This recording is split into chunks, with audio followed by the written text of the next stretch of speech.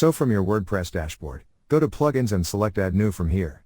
Here let's search for Auto Optimize in the search bar.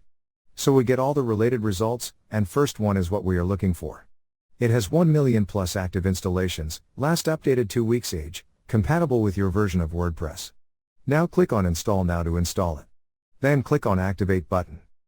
Then go to Settings and select Auto Optimize.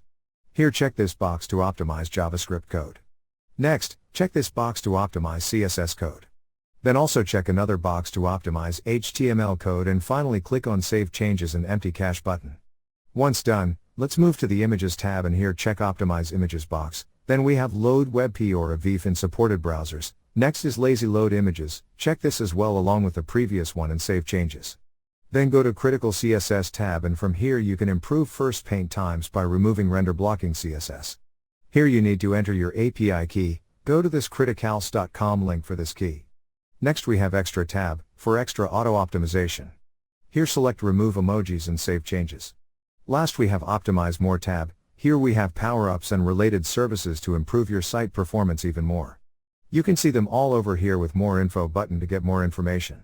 So this is how you can make your website fast. Thank you for watching.